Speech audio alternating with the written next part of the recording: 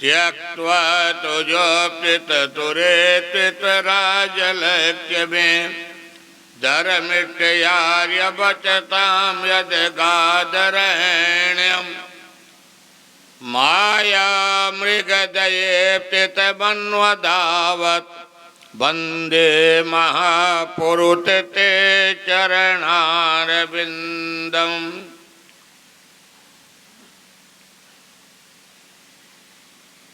बन्ति विभूतितकरा नवनीरदावात् पीताम्बरादरुणबिम्बफलाधरोष्ठात् पूर्णेन्दुतुन्दरमुखादरविन्द्रनेत्रात् कृतनाथ किमपि तत्त्वमहं न जाने।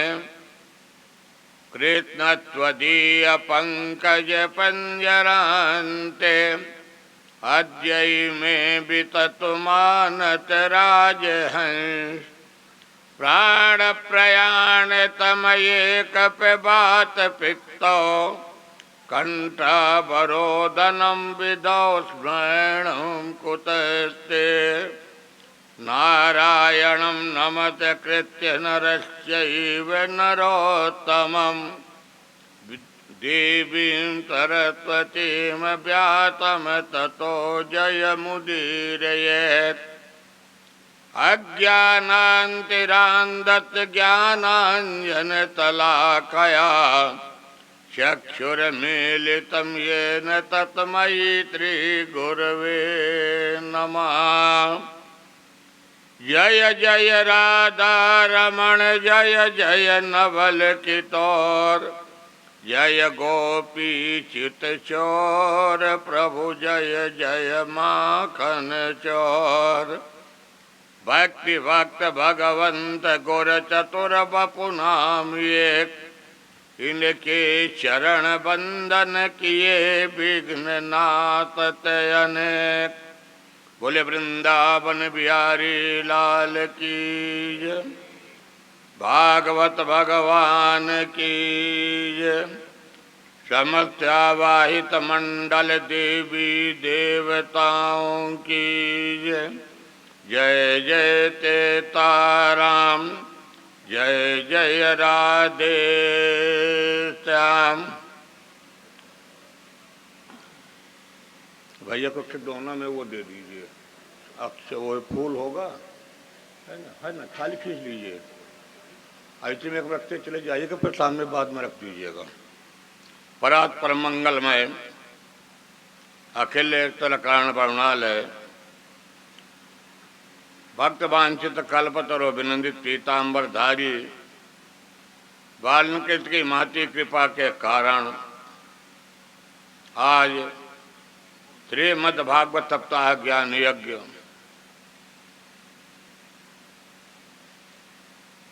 इस नगर यानी भिलाई नगर में उपाध्याय जी के परिवार एवं समस्त मोहल्ले के परिवार में श्रीमद् भागवत भगवान के कथा प्रारंभ होने जा रही। एक आध दो टोल लीजिए वो बन जाए।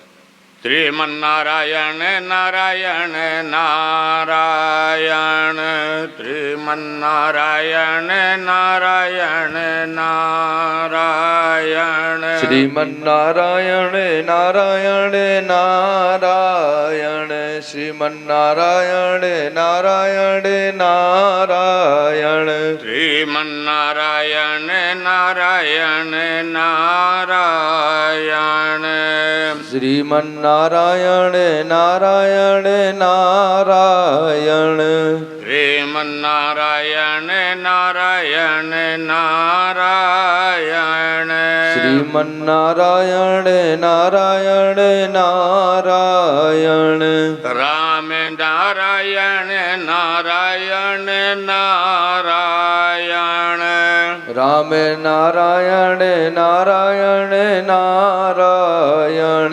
श्रीमन्नारायण नारायण नारायण श्रीमन्नारायण नारायण नारायण बद्री नारायण नारायण नारायण बद्री नारायण नारायण नारायण श्रीमन्नारायण नारायण नारायण श्रीमन्नारायण नारायण नारायण।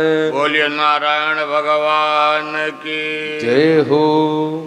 भाग्योदयेन बहुतमर जितेन ततसंगमं च लभते पुरुतो यदा अज्ञान हेतु कृत मोहमदान्धकारनाथं विधाय तदयते विवेकः।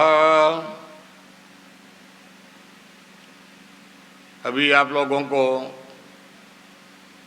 श्रीमद् भागवत भगवान के महात्म का कथा सुनाऊंगा। कोई भी पुराण हो सबसे पहले उसमें महात्मा होता है, चाहे अपने भागवत भगवान हो, चाहे सत्यनारायण कथा हो, या महर्षि वाल्मीकि रचित काव्य। महात्मा यानी महात्मा का अर्थ होता कि कित बिंदुओं पर कथा होगी। ये भागवत भगवान की कथा कई जन्म जन्मांतर का जब पुण्य उदय होता है, अपने पूर्वजों के आशीर्वाद, कुल देवताओं के आशीर्वाद, गुरु नारायण के आशीर्वाद, तब यह भागवत भगवान की कथा श्रवण करने के लिए मिलती है। श्रीमद् भागवत भगवान में कथा में रुचि आती है। यह भागवत भगवान की जो कथा है, प्रमुख रूप से इसमें भक्ति का वर्णन किया गया है। जब जीवन में जब तक भक्ति नहीं आएगी, चाहे भागवत भगवान की कथा हो, कोई धार्मिक अनुष्ठान हो, पूजा पाठ हो, तब तक आदमी का मन का अनुराग उत्पन्न नहीं होता। और जब मन में, हृदय में भक्ति की उत्पन्न होती है, तब भागवत भगवान की कथा श्रवण करने के लिए और एक सप्ताह ज्ञान की क्या अनुष्ठान है। आपका जो श्रीमान यही लगा दीजिए ना, इसके नीचे, हाँ इधर फेर दीजिए ना दादा का। यह श्रीमद् भागवत भगवान की कथा 7 दिन का अनुष्ठान है। आज से प्रारंभ है। 4 जून को भागवत भगवान की कथा का विश्राम है।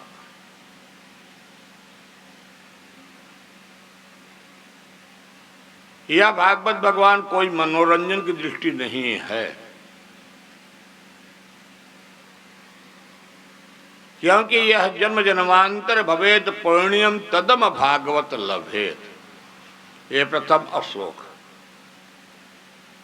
जब जन्म जन्मांतर का पुण्य होता तभी भगवान अपने मन में जिज्ञासा। निमित्त एक अलग है, माध्यम एक अलग है, किसी न किसी माध्यम से होना। तो जब अपना भाग्योदयन बहु समर्जितेन, ऐसे राधा वल्लभ भगवान की जब कृपा हुई, भगवान नारायण की कृपा हुई, तब यह सत्संग करने के लिए मिलता है। सत्संग का अर्थ ये होता है कि जैसे अपन लोग 4 लोग 10 लोग भगवान की कथा का अनुष्ठान कर रहे हैं। सूत महाराज जी कहते हैं कि भागवत की कथा क्यों सुनी जाती है, इसके श्रवण का क्या नियम है और क्यों सुनाई जाती है।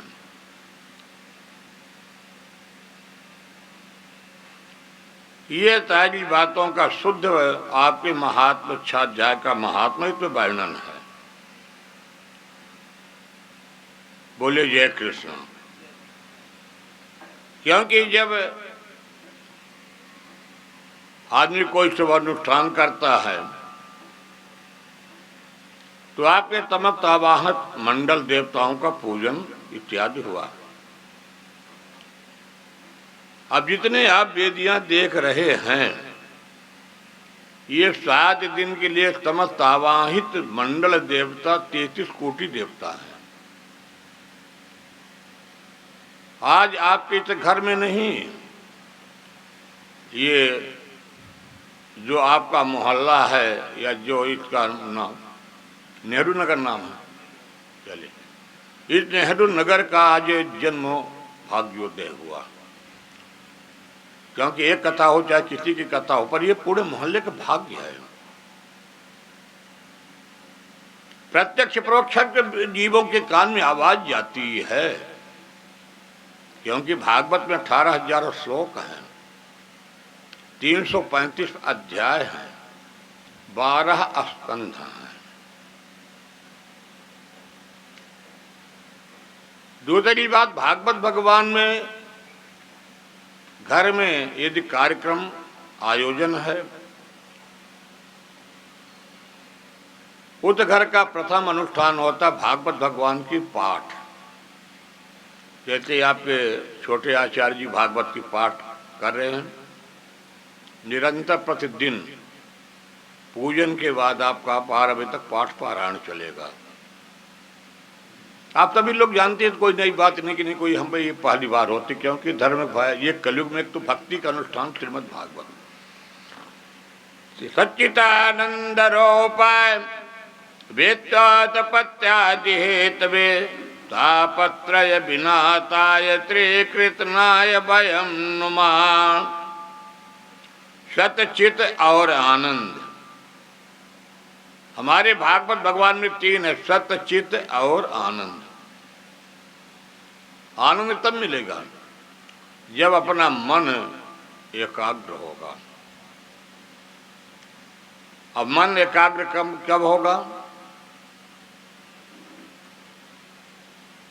एक दिन में नहीं हो सकता। जैसे अपन लोग पूजा डेली करते हैं, तो कभी कभार तो पूजा आदमी की इतनी भाग दौड़ में जल्दी में होता है कि चलो ठाकुर जी की या भगवान शंकर किसी की पूजा कर लो, अपना निमित्त नैमित्तिक काम करके निकलना। और सप्ताह में जब एक दिन छुट्टी मिलती तो चले आज बैठ के आराम से भगवान की पूजा आज करेंगे। सप्ताह में एक दिन रविवार को छुट्टी मिल गई, अपने आप को स्वयं एक आनंद अनुभूति होती है। जब मन प्रभु के चरणारविंद के नेत्रों में जाकर के टिक जाता है, यह मन तभी एकाग्र होता है भगवान के सत्संग में, कथा में, भगवान के रूप में, लावण्य में। क्योंकि यह शरीर मानव की विषयी है। नाना प्रकार के संसार से उलझा हुआ यह मानव शरीर है। तो सूत महाराज जी कहते हैं 3 प्रकार के ताप भी हैं, दैहिक, दैविक, भौतिक। 3 प्रकार के ताप भी हैं, दैहिक, दैविक, भौतिक, सतचित और आनंद। तो सत्य क्या है? सत्य। सत्य शुरू में भी है, सत्य मध्य में भी रहेगा, और अंत में क्या बचता है? सत्य ही बचता है। अंत में सत्य ही बचता है। यह संसार क्या देखते हैं? निराकार देखते हैं, आकार नहीं है। पर है क्या? वास्तव में सत्य है। जैसे आप अपने गंतव्य स्थान से प्रस्थान करते हैं, चाहे वायुयान से जाइए, पर आप देखते हैं आकाश क्या 2 है तो एक। और अंतिम तो छोर तक चले जाइए तो अंतिम छोर तक वही है। इसी प्रकार से संसार संसार का छोर एक है और रास्ता अनेक है, भावनाएं अनेक हैं, पर जुड़ते जुड़ते यह जो कनेक्शन मानव शरीर का मन रूपी एकाग्रता एक में जुड़ता है। जब भगवान नारायण के अपने मन हृदय में बैठा करके उनके रूप लावण्य को चिंतन करते हैं, चिंता नहीं चिंतन, कि हमारे प्रभु के नेत्र से, नासिकाओं से, मस्तक से, नख तक जब एक एक चीज का चिंतन किया जाता है तो यह मन जो है, यह मन क्या है, विषयी है।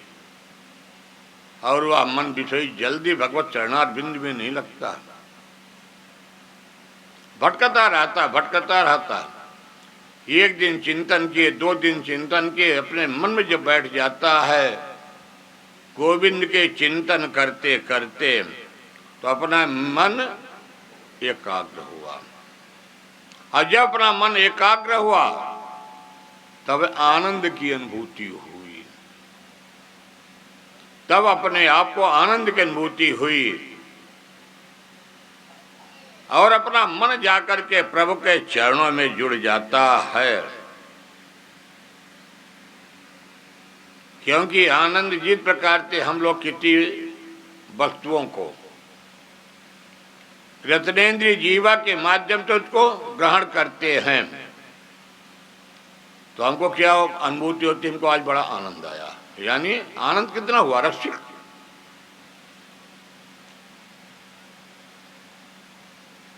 और जब कुछ क्षण के बाद उस आनंद की अनुभूति समाप्त हो जाती है, ये क्या हुआ, विषयी। और जो आनंद की अस्थायी अनुभूति होती है, आनंद की अस्थायी अनुभूति होती है एक एक स्वरूपों का चिंतन करना, अपने प्रभु के मुखमंडल से लेकर के नखाग्र का चिंतन करते हैं, उसी का नाम है परमात्मा का रूप। आज जब परमात्मा का रूप का होगा क्या, आत्मा। आत्मा में क्या होगा, ज्ञान। तो ज्ञान जब होगा तो आपको आनंद तब मिलेगा जब अपना मन विषयी वासनाओं से हटेगा। अविषयी वासना कब हटेगा, कि जब भगवान कृष्ण की कन्हैया के चरणों को प्रतिदिन चिंतन करते रहते हैं। जैसे अपने मन, हर व्यक्ति के घर में समय निश्चित है। सुबह तो आदमी को लगता है चलो जल्दी स्नान करें और 2 मिनट के लिए घर में, आजकल तो प्राय हर घर में लड्डू गोपाल या भगवान की मूर्तियां प्रतिरूप हर घर में है।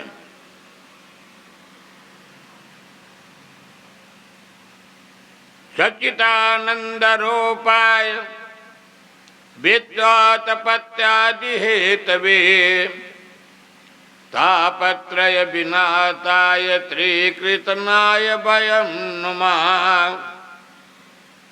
दैहिक दैविक भौतिक तापा त राम राज्य काहू नहीं व्यापा।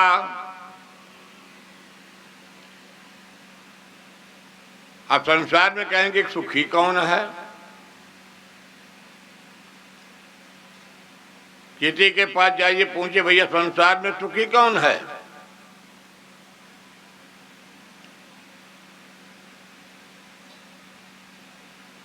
तो सच्चिदानंद रूपाय विद्योतपत्यादि हेतवे।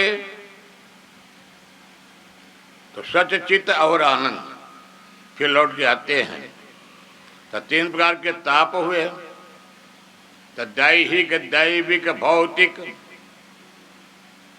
हर आदमी परेशान है, तो कोई तन दुखी, कोई मन दुखी, कोई धन बिन रहत उदास। थोड़े थोड़े तब सुखी, सुखी राम के दास। सभी तो पूछिए, तन से दुखी है, नाना प्रकार के आज के युग में व्याधियां पैदा हो गई हैं। ये तो मानव तरीका कोई गारंटी नहीं तेरे। कलयुग में आयु का निर्धारण नहीं किया गया है। सतयुग से लेकर के द्वापर तक तो चला है। कलयुग में तो कभी कभी सुनने को मिलता कि मातृत्व गर्भ में जीव को अमुक रोग हो गया है, या शरीर दुखी है, मन से दुखी है।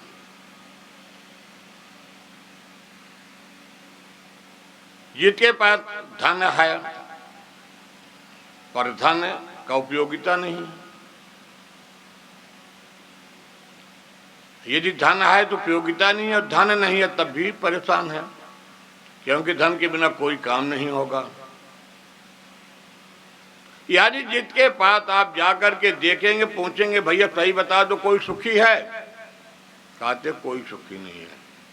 सबके मुक्त एक नाम निकलता है हरि कृपा। भगवान नारायण की जैसी कृपा वैसी ही चल रहा है भैया। तो चाहे आप शुरू में भगवान हरि नारायण कृपावंत कह लीजिए, चाहे बाद में कह लीजिए, चाहे अंत में कर लीजिए, करना तो अपने को हरि नारायण कृपा। तो दैहिक दैविक भौतिक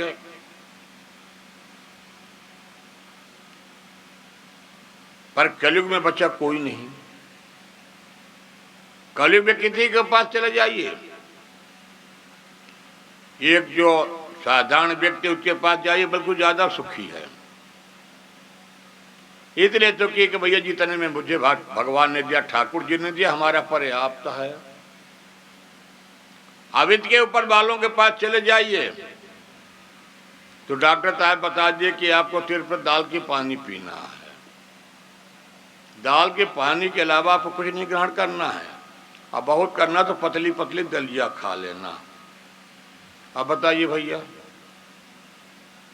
इसीलिए कहा गया है तो सच्चिदानंद रूपाय वेत्तोत्पत्त्यादि हेतवे। ये सारे संसार के जगतहार भगवान नारायण है। वही सृष्टि करते हैं, पालन करते हैं और वही संहार भी करते हैं। यानी तीन रूप। ब्रह्मा जब सृष्टि करते हैं तो ब्रह्मा बनते हैं, पालनहार विष्णु नारायण है, और भगवान शिव का जब अवतार लेते हैं तो तीसरा भगवान का रुद्र अवतार होता है। तो कबीरा तब जग धन निर्धन, धनवंता नहीं कोय। कबीरदास जी स्वयं ने कहा है, अपने संप्रदाय को कहा है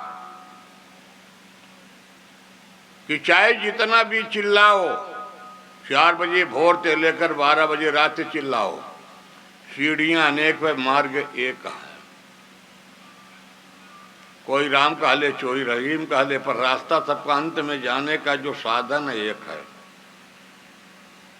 तो कबीरा तब जग धन निरवंता नहीं कोय, धनवंता जाके जानिए जाको राम नाम धन होय। संसार में सबसे बड़ा धन किसके पास है? जिनके पास राम नाम का धन है।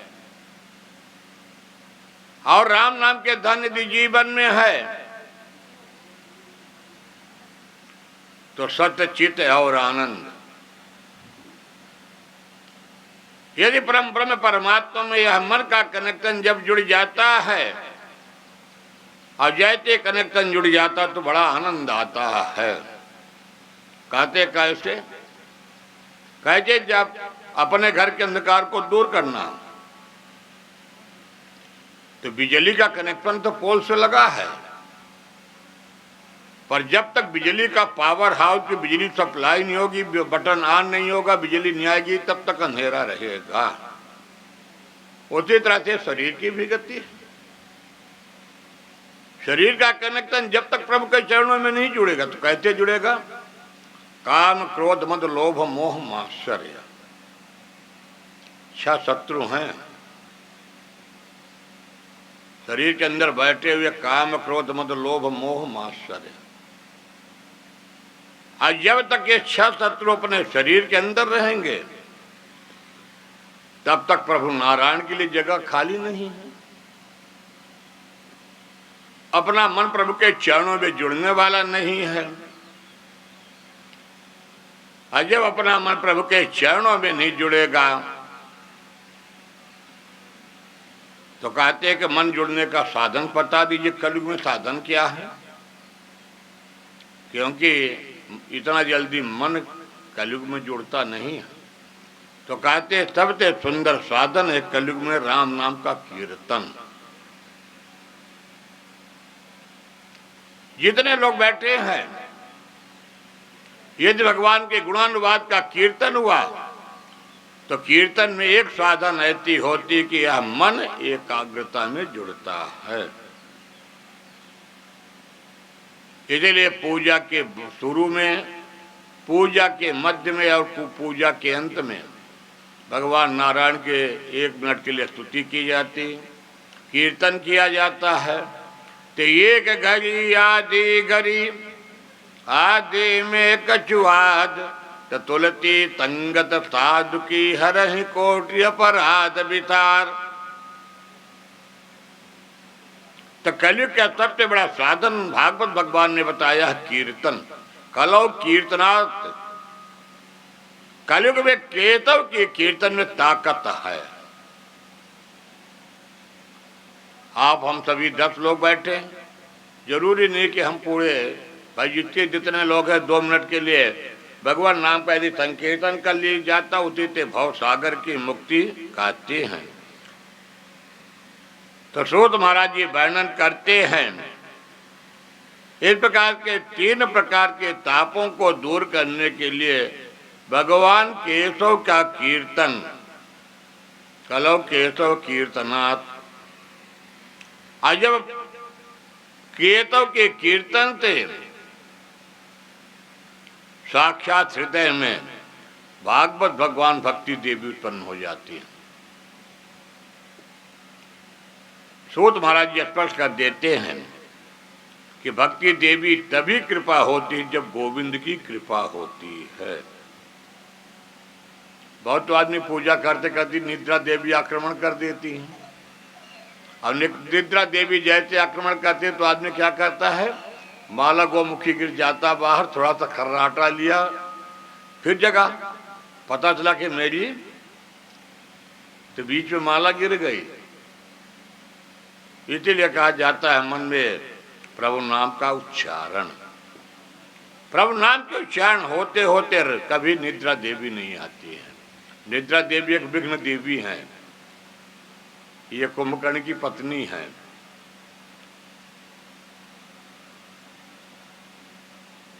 क्योंकि कोई भी कार्य आप करेंगे, छोटा हो चाहे बड़ा हो, कोई अनुष्ठान हो चाहे साधारण, तो निद्रा देवी पहले आक्रमण भैया करती हैं। इसलिए बीच बीच में भगवान का मन में आप लोग जाप करते रहें कृष्ण। इसलिए सुखदेव जी कहते राजन परीक्षित